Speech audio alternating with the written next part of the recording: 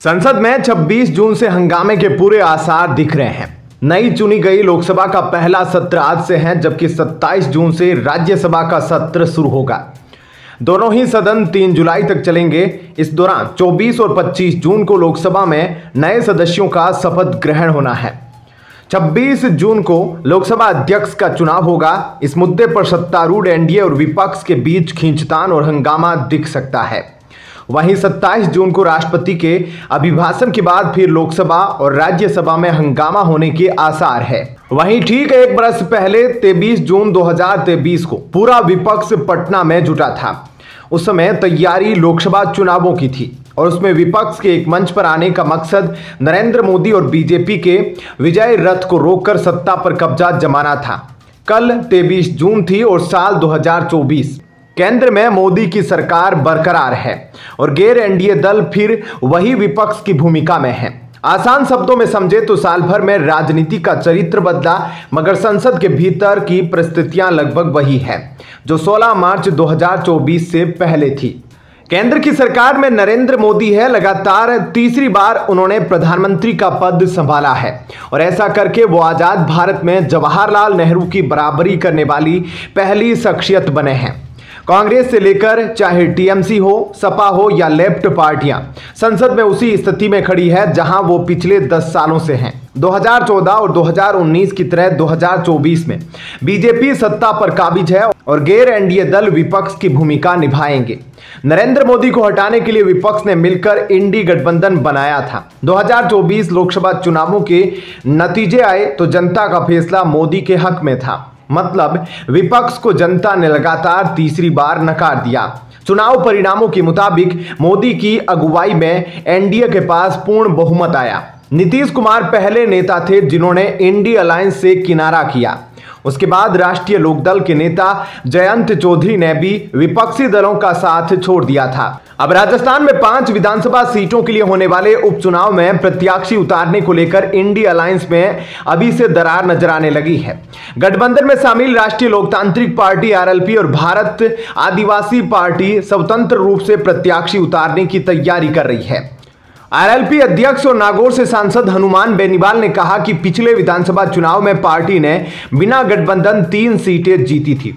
उपचुनाव में 2 सीटें आरएलपी को मिलेगी तो ही गठबंधन रहेगा। उन्होंने यह भी कहा कि भाजपा को हराने के लिए हमने गठबंधन में लोकसभा चुनाव लड़ा था, अब गठबंधन की जरूरत नहीं है।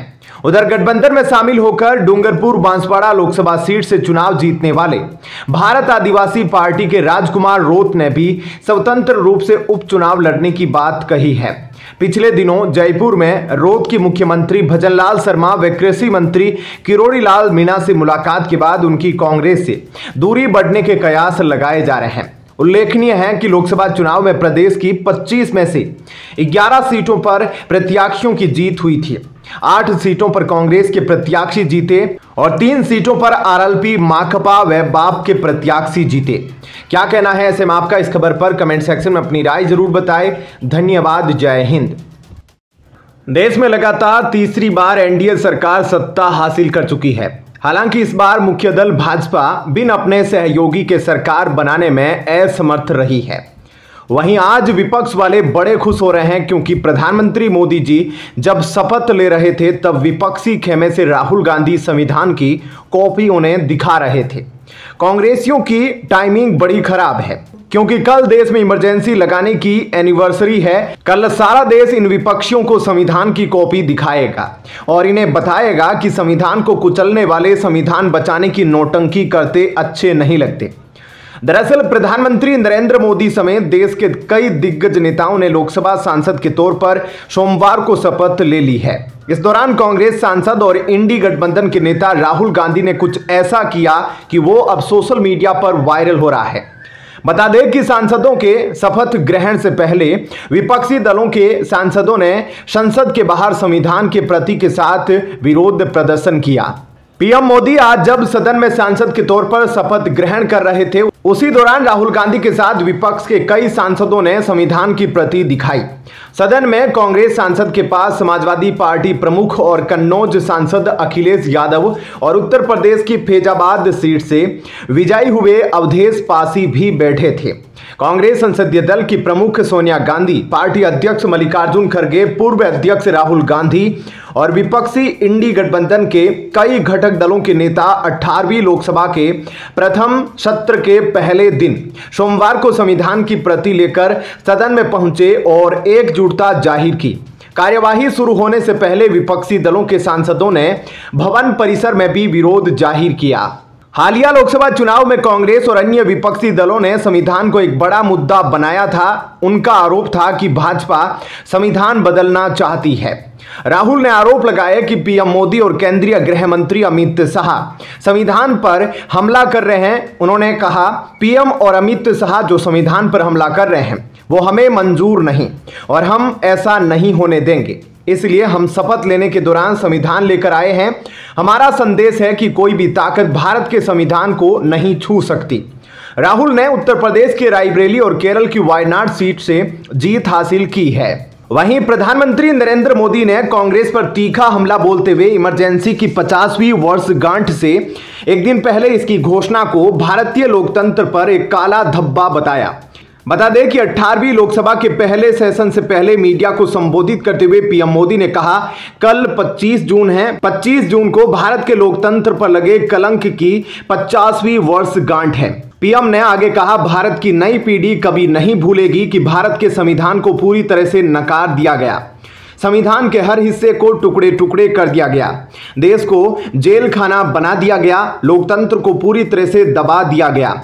अपने संविधान की रक्षा करते हुए भारत के लोकतंत्र की लोकतांत्रिक परंपराओं की रक्षा करते हुए देशवासी संकल्प लेंगे कि भारत में दोबारा कोई ऐसा करने की हिम्मत न कर सके जो 50 साल पहले किया गया था। हम जीवंत लोकतंत्र का संकल्प लेंगे। हम भारत के संविधान के निर्देशों के अनुसार सामान्य लोगों के सपनों को पूरा करने का संकल्प लेंगे।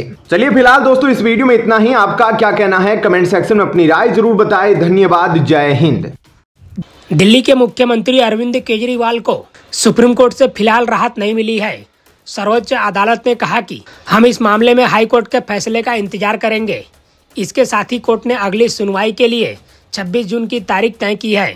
सुप्रीम कोर्ट में आज हुई सुनवाई के दौरान ईडी ने कहा, जब हाई कोर्ट ने कहा है कि वो 2-3 दिन में फैसला सुना देगा तो इसमें दिक्कत क्या है।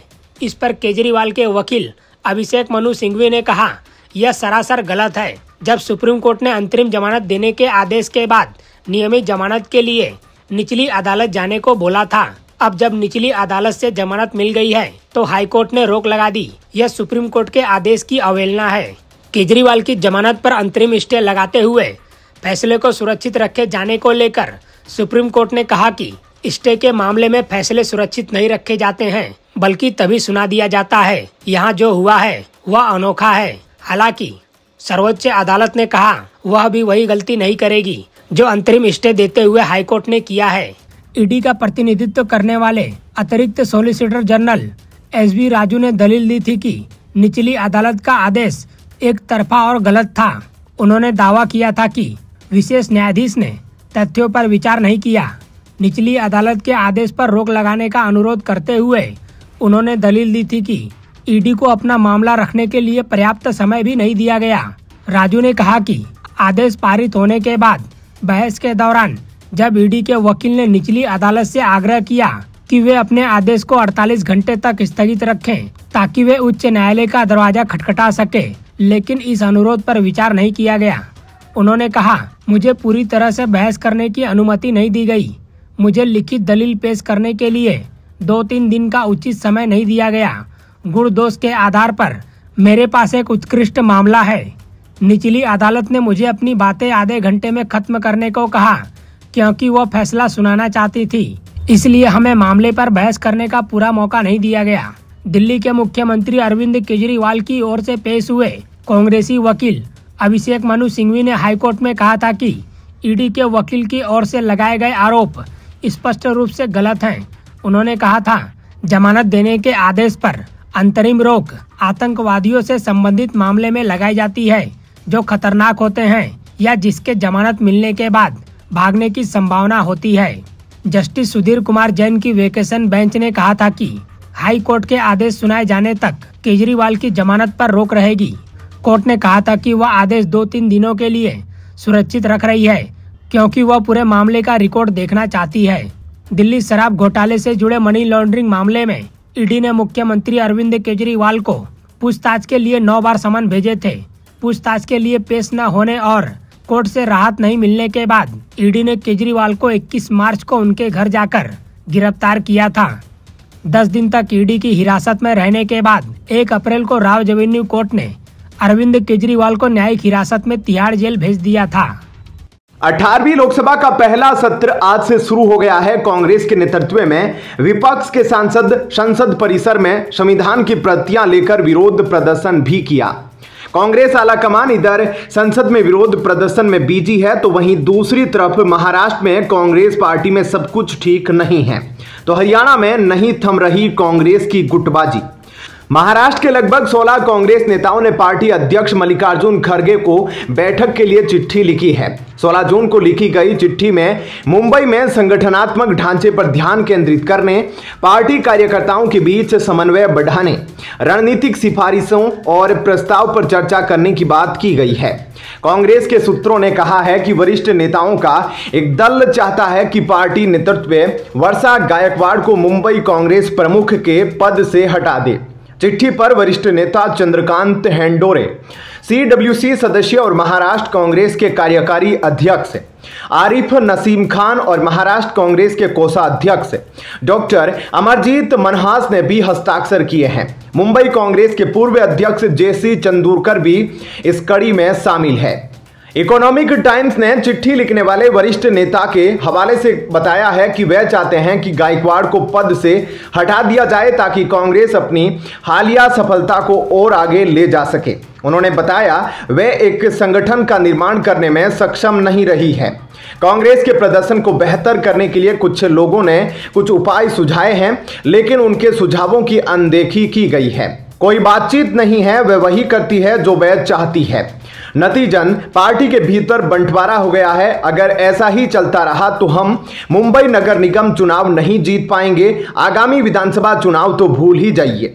वहीं वर्षा गायकवाड़ ने इस मामले पर अब तक कोई प्रतिक्रिया नहीं दी है। लोकसभा चुनाव जीतने के बाद उन्होंने हाल ही में महाराष्ट्र में विधायक के पद से इस्तीफा दिया है। वर्षा ने मुंबई नॉर्थ सेंट्रल सीट से बीजेपी के उज्जवल निकम को हराकर जीत दर्ज की थी।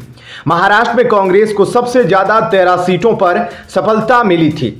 48 में से 30 सीटें महाविकास अघाड़ी ने अपने नाम की थी।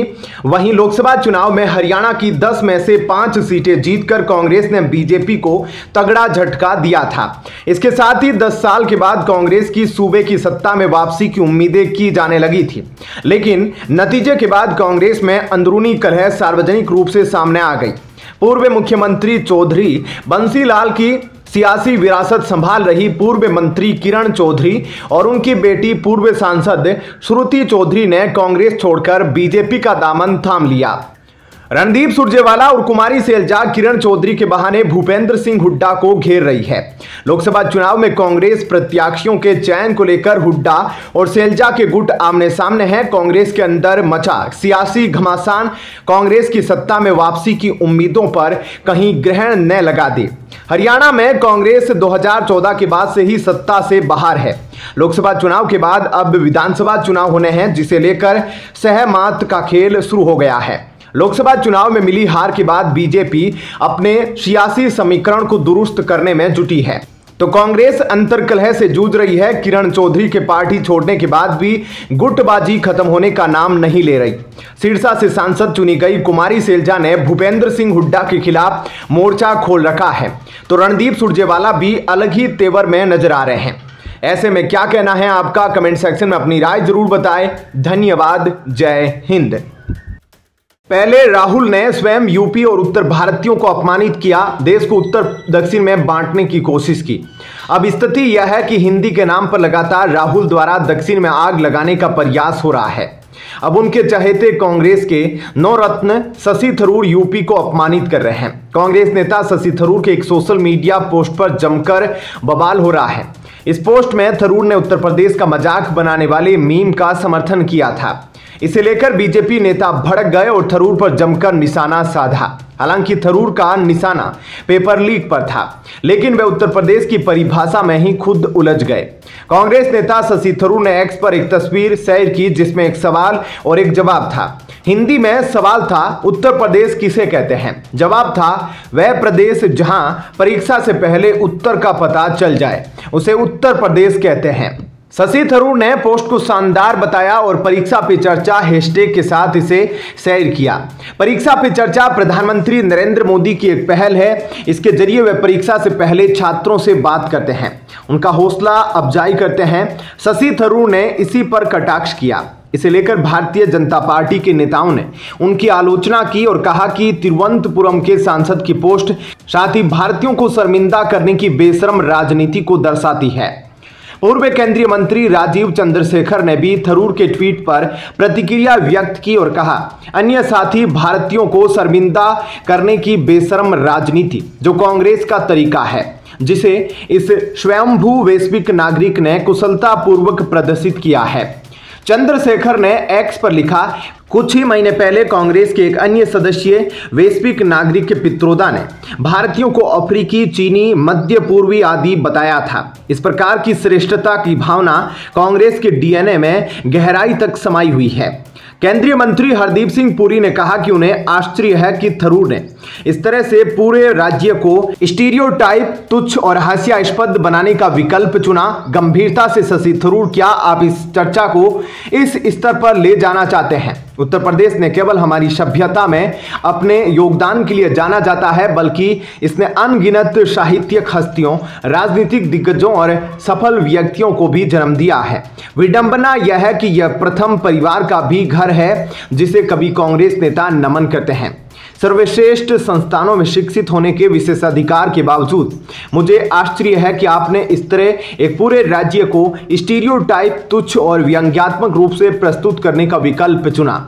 गंभीर आत्मनिरीक्षण की आवश्यकता है, मेरे मित्र, पुरी ने एक्स पर पोस्ट किया।